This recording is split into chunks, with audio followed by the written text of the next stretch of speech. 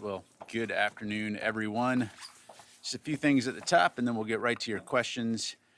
So first, as you can see, we are conducting press briefings here in our temporary press briefing room while our primary location undergoes extensive technical renovations and upgrades. We do greatly appreciate your patience and flexibility as we work to install some long overdue upgrades to the Pentagon press briefing room. Because we do not have internet or phone capability in this area of the Pentagon for a variety of reasons, our normal call-in options will not be available. So for those who have had to call in, we apologize for the inconvenience. However, we will aim to get our briefing transcripts and the audio up as quickly as possible for reporting purposes. We'll also aim to answer your questions through our DoD press desk when you send them to us. Moving forward, we'll look at ways to improve our briefing operations and the facilitation and expect that our regular press briefings will resume back in the press briefing room in middle to late May. So again, we appreciate your patience and flexibility and extend our thanks to the Department of the Air Force for allowing us to use Airman's Hall as our temporary briefing home. In other news, Secretary Austin returned yesterday from a very productive series of meetings in the Republic of Korea and the Philippines. The Secretary and his Korean counterpart, Minister Lee Jong-sup, jointly reaffirmed measures to enhance extended deterrence on the Korean Peninsula. The two leaders additionally pledged to closely cooperate regarding U.S. strategic assets in the future, as well as further expand and bolster the level and scale of combined exercises and training. In the Philippines, Secretary Austin had his first in-person meeting with his counterpart, Secretary Galvez, and reiterated that the U.S. commitment to Philippine security is ironclad. The Secretary expressed his appreciation for the Philippines' approval of 4 new enhanced defense cooperation agreement locations, and both Secretary Austin and Secretary Galvez noted that the EDCA is a key pillar of alliance cooperation and supports combined training exercises and interoperability. Separately, the Department of Defense announced today a significant new package of security assistance for Ukraine. This includes the authorization of a presidential drawdown of security assistance valued at up to $425 million, as well as $1.75 billion in Ukraine Security Assistance Initiative funds. The presidential drawdown is the 31st such drawdown of equipment from DoD inventories for Ukraine. In total, the U.S. has now committed $32 billion in security assistance to Ukraine since 2014 and $29.3 billion since Russia's unprovoked and illegal invasion nearly 1 year ago this month. Today's announcement includes critical air defense capabilities to help Ukraine defend its people, as well as armored infantry vehicles and more equipment that Ukraine is using to so effectively, including Javelin anti-tank missiles, artillery ammunition, and conventional and long-range rockets for U.S.-provided HIMARS. Additional information on this security package can be found on defense.gov. In regards to our announcement last night regarding the high-altitude surveillance balloon, I'm not going to have much new information to provide other than to say that the North American Aerospace Defense Command continues to monitor it closely. While we won't get into specifics in regards to the exact location, I can tell you that the balloon continues to move eastward and is currently over the center of the continental United States. Again, we currently assess that the balloon does not present a military or physical threat to people on the ground at this time, and we'll continue to monitor and review options.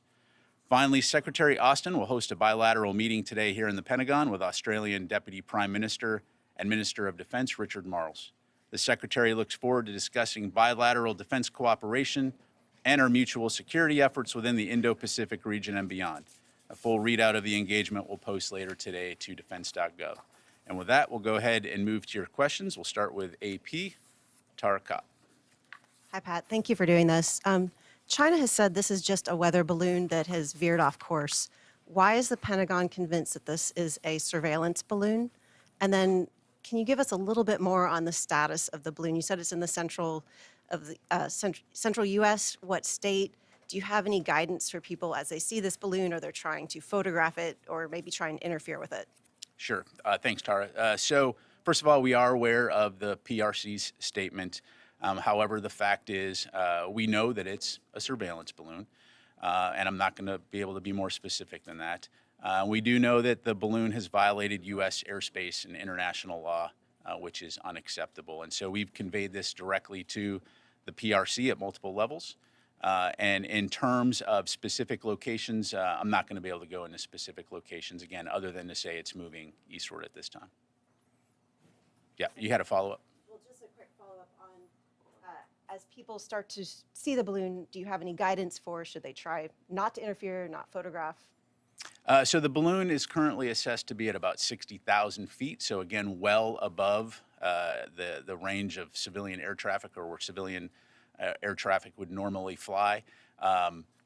Certainly aware that there are cameras, civilian-owned commercial cameras that could spot this balloon. In terms of guidance to folks, again, this is something that NORAD is closely monitoring. We do assess at this time that it does not pose a physical threat, as I mentioned, to people on the ground. So we'll just leave it at that. Jennifer. General Ryder, who is controlling this balloon right now? Again, we know that this is a Chinese balloon, but beyond that, I'm not going to have specifics. But is it, you say that it's moving eastward and it's over the continental U.S., it's not over Montana anymore. Is the Chinese government controlling the movement of the balloon, or is it just floating with airstreams? Thanks, Jennifer. So I'm not going to go into any specific intelligence that we may have. Again, we know this is a Chinese balloon and that it has the ability to maneuver, but I'll just leave it at that. And once it's over a body of water, will you shoot it down? Again, right now we're monitoring the situation closely, reviewing options, but beyond that, I'm not going to have any additional information. We go to Tony. One quickie on the balloon. Can you confirm the photos that are out there that this is not the man on the moon and that is the actual balloon? Thanks, Tony. So certainly aware of photos being posted online. I'm not going to get into the business of confirming whether or not those are, where those photos come from. Again, I can tell you that the U.S. government, NORAD, is monitoring this closely, and we will continue to review options. How close was the U.S. to was the president to ordering a shoot down of the balloon? Yeah, so again, I'm not going to get into internal discussions within the White House. Again, right now we assess that there is no threat, a physical threat or military threat to people on the ground. So we're continuing to monitor, and we'll just leave it at that. Thank you. We go to Janie, and then we'll go to Rio. Thanks, General. Welcome to home. I have two questions. It's come on. Okay. In response to Secretary Austin's recent remarks that more U.S. strategic assets will come to the South Korea, North Korea warned of stronger provocations in the near future. What is your comment on this? Well, it's certainly not surprising given North Korea's track record of making bellicose statements. Again, what we're focused on is on preserving peace, security, and stability in the Indo-Pacific region. And so Secretary Austin's visit was an opportunity to, again, reaffirm our strong and close alliance with the Republic of Korea. And so that will remain our focus, is on working with South Korea and other nations in the region to deter aggression and ensure a free and open Indo-Pacific. One more. South Korea has announced that it will be test the high-powered monster ballistic missile with nuclear warhead level. This is a defense against North Korea's nuclear warhead. How do you agree with this? I'm sorry, Janie, I missed the first part of your question. Can you repeat that? South Korea has announced that it will be test a high-powered monster ballistic missile with the nuclear warhead levels. This is the defense against I don't North have anything Korea. on that. I'd refer you to the government of South Korea. Thank you. Let me go to Rio, and then I'll come back over here. Okay, thank you very much. Two questions on the Chinese balloon. So there is a speculation that Chinese balloon flew over Japanese airspace before reaching the U.S., continental U.S. Can you confirm that? I've seen those press reports. Again, as we acknowledged in our statement that we posted last night, we have seen this type of balloon activity elsewhere before, but again, I'm not going to get into intelligence, and I'm not going to have any further information to provide. Secondly, how will this incident affect the Secretary's future engagement with Chinese counterpart to maintain the open lines of the communication? I think we've been very clear that we're always open to maintaining an open line of communication with the PRC, and in that regard, nothing has changed. Thank you. Let me go to Phil, and then I'll come over to Qasim. The position of the balloon classified? Phil, right now, what we're not going to do is get into a hour-by-hour location of the balloon. Again, we're monitoring it closely. As I mentioned, right now, it's over the center of the continental United States. That's about as specific as I'm going to get. But I understand it might be inconvenient, but does the public not have a right to know if a The balloon public is over their certainly state? has the ability to look up in the sky and see where the balloon is. Thank you. Qasim? General, you said the balloon is maneuverable. Does that mean that it's not drifting? So the balloon is maneuverable. Clearly, it's violated U.S. airspace, and again, we've communicated that fact to the PRC. If possible, can you tell us if the balloon, when it entered the U.S. airspace, has it changed its course in any way? The balloon has changed its course, which is again why we're monitoring it, but that's about as specific as I can get. Thank you. Go to Matt. So you've said at this point the balloon doesn't pose any risks to citizens. How is it that the U.S. can assess that, given that the balloon is at such an altitude, without actually getting eyes on it up close and assessing the equipment that's on board? And secondly, are there any alternatives being considered to shooting it down? Is there any option to take this balloon out of the sky intact to maybe get a better look at that equipment? Yeah. So again, this is a surveillance balloon, operating at about 60,000 feet. Clearly, we did a very close assessment in terms of what it's doing. And as I mentioned, military commanders have assessed that there is no physical or military threat to people on the ground. And so in that regard, we'll continue to monitor. In terms of way ahead, we will continue to review options, but I'm not going to have anything further to provide on that. So thank you. Ma'am. Thank you, Pat. You said that this is violating our airspace, so why not take it down? Yeah, so, clearly as we assess options and considering the size of the payload on this, looking at the potential for debris and the impact on civilians on the ground or property damage, again, running through the various factors and looking at in terms of does it pose a potential risk to people while in the air. And right now, as I mentioned, we assess that it does not pose a risk to people on the ground as it currently is traversing the continental United States.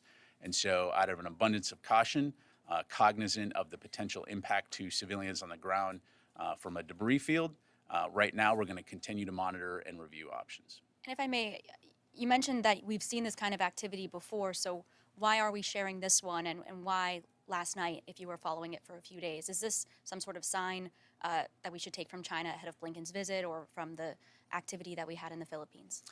Yeah, so in terms of any hypotheticals about messaging from PRC, I'd refer you to them on that front. Again, I think what makes this different is the duration and the length of which it has been over U.S. territory. But beyond that, I'm not going to be able to go into any more specifics. Mike. Thanks, Pat.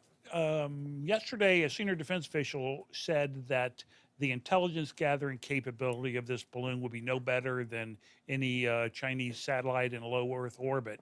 If that's the case, why would Beijing go through the trouble and expense to send this balloon on such a journey? Yeah, I'd have to refer you back to the PRC on Any that. opinion why? Again, look, we're monitoring this. As I mentioned, it's violated U.S. airspace. It's violated international law. We've communicated that back to the government of China. But again, I'd refer you back to China in terms of.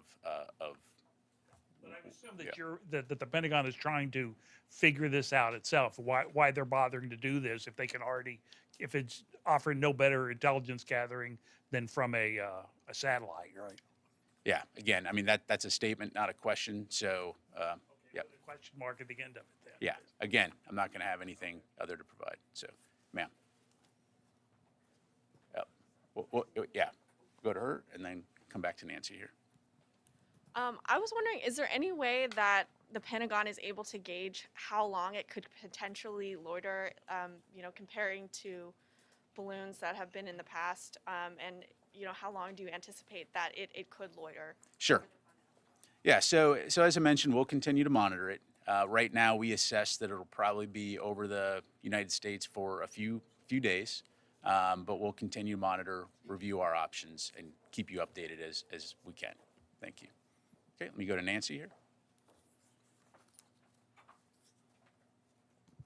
Hi, General. I want to go back to a couple of things you said. You said several times that the U.S. is reviewing its options. I'd like some clarity.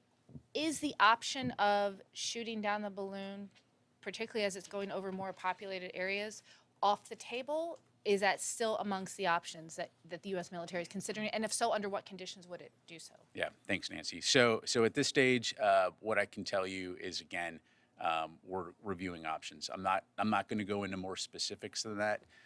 And when and if there's any updates to provide, we'll let you know. It's been ruled out shooting. Again, we're monitoring it and we're reviewing options. No, just leave it there. And then a senior defense official yesterday said that similar incidents had happened under the previous administration, and yet some of those administration officials have come forward and said they're not familiar with it.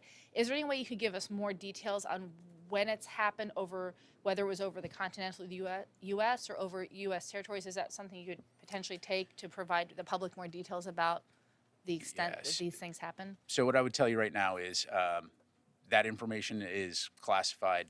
I'm not able to provide it, other than I can confirm that there have been other incidents where balloons did come close to or cross over U.S. territory. And then I just want to reiterate something that Phil said earlier, that given that it's not classified and the public can see it, I just ask that you take the question that we have more specifics on where it is, given that there's no clear security reason by your own estimation in terms of keeping that information from the public. Sure.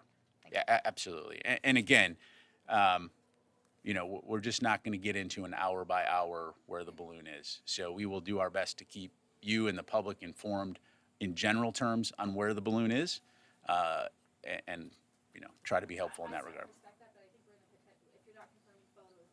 Guessing game where people think it's flying over. I just think Yep. some fidelity would be in everybody's Understood. interest. And again, I think a key point here to make, and to purposefully belabor the point, which is that, again, as this balloon traverses the continental United States, we assess that it currently does not pose a physical or military risk to people on the ground. So we will continue to monitor, we'll continue to review our options, and provide information and updates as we're able to. So, Jennifer.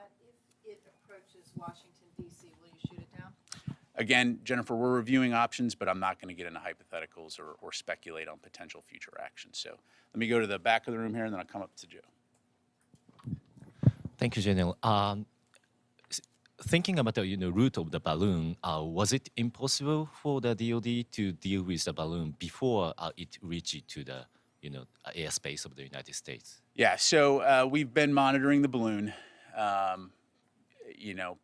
We are aware. Again, as I mentioned, it is a maneuverable craft, and we continue to assess and make appropriate decisions based on how we're going to address, what we perceive as a potential threat or not. The safety and security of the American people is paramount, and so again, at this time, we assess that it does not pose a physical threat to people on the ground. We'll continue to monitor it, and we'll continue to review options. Thank you. Let me go ahead and go to Joe here, and then we'll come back to this side of the room. So you said that this is the first time this isn't the first time we've seen a balloon fly over the continental U.S. In the past, has it flown over other sensitive areas, such as military bases? You haven't been very specific. It's just the continental U.S. Yeah, no, I appreciate it. I haven't been very specific because that information is classified, and I'm just not going to be able to talk about it. So thank you. Idris. The Canadian Defense Ministry yesterday said they were tracking a second potential spy balloon. Are you tracking a second potential incident? And when the balloon was coming, I guess what I'm confused about is when were there discussions to shoot down the balloon? Were there any discussions about shooting down the balloon when it was not over the United States, when it was potentially over international waters? Or were the discussions only when it entered U.S. airspace? Yeah, thanks, Idris. So on your first question, we are tracking one balloon. So in regards to statements by Canada, I'd refer you back to them on that. In terms of the discussions about whether or not to shoot down this balloon, that was an option, right? And so that was something that was taken into consideration. Again, because we assess that currently it does not pose a physical or military risk to people on the ground, for now we're continuing to monitor and review options. Thank you. We'll go back to Ellie and then we'll come up here. Thank you. How big is the balloon that you're tracking? And have you guys picked up, is it leaving anything in its wake, like sensors? Yeah, so on your latter question, I'm not going to get into intelligence. We do continue to monitor the balloon. We do know that it is a surveillance balloon. In terms of the size, I'm not able to get into the specifics other than to say that it is big enough that, again, in reviewing our approach, we do recognize that any potential debris field would be significant and potentially cause civilian injuries or deaths or significant property damage. So again, this is part of the calculus in terms of our overall assessment. But again, we'll continue to monitor it. We'll continue to review our options and keep you updated as able. Let me go here and then over to here. Thank you. Following up on the balloon question, during your conversation with the Chinese, have they indicated to you what is inside the balloon to prove the point that it's a civilian balloon or weather monitoring thing? And does that assessment differs from your assessment of what is inside the balloon, what it's trying to do? And secondly, on an India question, this week India and US launched a initiative on critical emerging technologies. This has quite a bit of defense component in it. Can you give us some more details about it and how it's going to strengthen, build up your relationship with India? Sure. On your second question, I'll have to take that because I just don't have that information in front of me. On the first question, I appreciate it.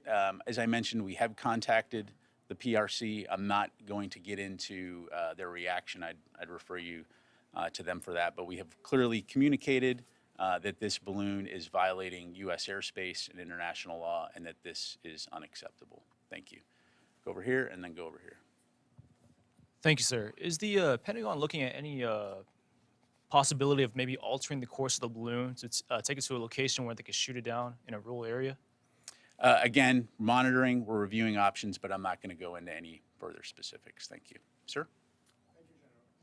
Considering that this is a surveillance balloon, as you said, does it have ability to collect very sensitive data, given that it flies over nuclear sites in the state of Montana?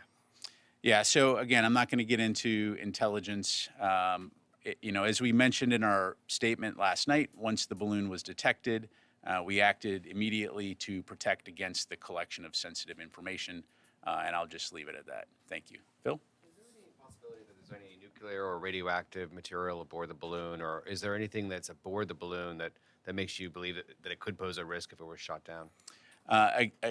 Short answer is no. But again, right now we do not assess that the balloon in its current configuration at approximately 60,000 feet poses a physical or military threat to people on the ground. Thank you. Joe? Ukraine question. The small diameter bomb in the latest Ukraine aid package has the potential to target Crimea. Is that the intent behind providing it now? So thanks for the question, Joe. So yes, as part of the USAI package, we will be providing ground-launched small diameter bombs to Ukraine. This gives them a longer range capability, long-range fires capability, that will enable them, again, to conduct operations in defense of their country and to take back their sovereign territory in Russian-occupied areas. When it comes to Ukrainian plans on operations, clearly that is their decision. They are in the lead for those. So I'm not going to talk about or speculate about potential future operations. But again, all along we've been working with them to provide them with capabilities that will enable them to be effective on the battlefield. And just as a follow-up to that, can you talk specifically about this particular group of capabilities? You know, how are they tailored to what's happening in Ukraine now? For instance, there's equipment that connects the various air defense systems. Just can you speak to why this specific package now? Yeah, sure. So, so again, it's important to look at this from a evolution standpoint in terms of adapting to the conditions on the ground. And so we've been focused on several key areas in the last few months to support Ukraine, specifically air defense capabilities, armor capabilities, long-range fires capabilities, and then combined with training in order to enable them to have the ability to conduct combined arms. And so looking at things like further enhancing and enabling their integrated air defense, which I think everyone continues to watch with horror as Russia conducts aerial bombardment on civilian targets throughout Ukraine. So working with them in those areas, but also through the combined arms training, enabling them to be able to change the equation on the front lines, not only defend their territory, but take back sovereign territory. Thank you, Tony. That one. Within in the announcement, there's a one line that says precision guided rockets. Is that the ground launched? That is the ground launch small diameter bomb. Thank you. Yep. Okay,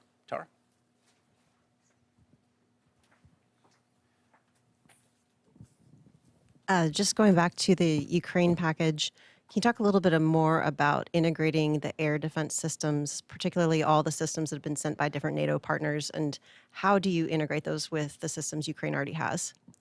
Yeah, so without going into operationally sensitive matters, broadly speaking, so a couple of things. So first of all, it's important to recognize that the Ukrainians already have done a fairly remarkable job of protecting of employing the air defense capabilities that they have.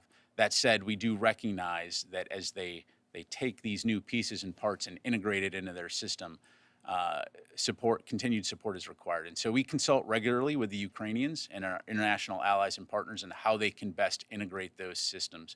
So that is ongoing work, but again, they've been doing a pretty remarkable job of intercepting Russian missiles and drones.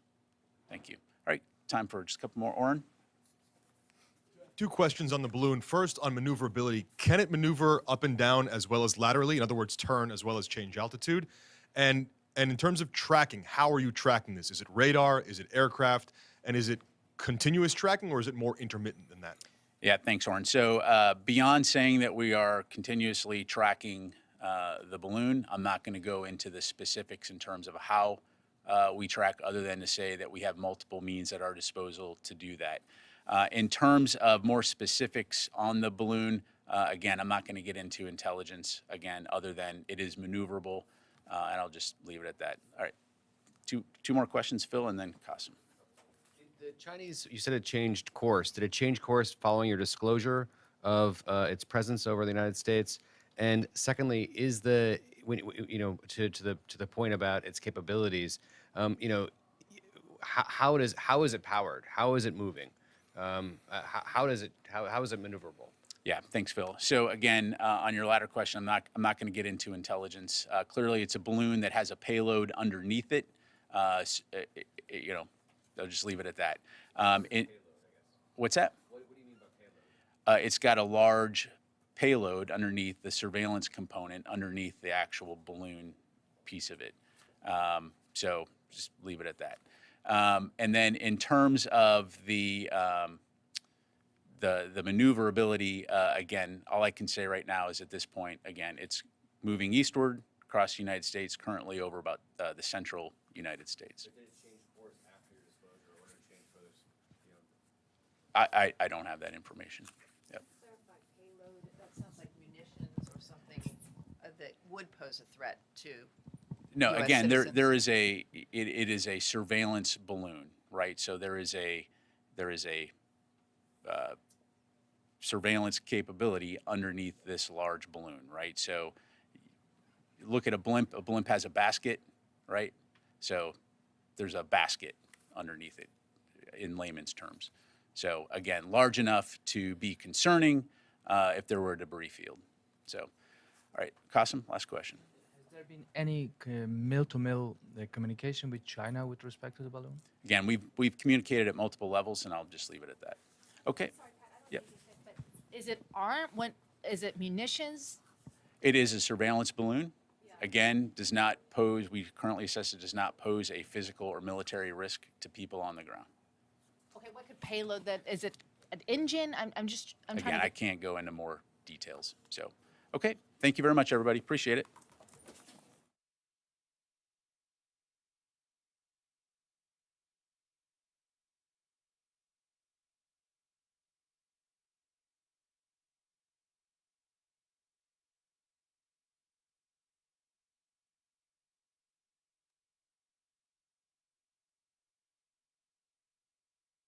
Get her master's degree, she opened up her first fitness club, if you can call it that. At first, I was in the back of a hair salon, one little room, and it really taught me that the place can get bigger and more extravagant. You can have all the bells and whistles, but ultimately it's you, it's your energy. Her energy propelled her to the next step. I opened up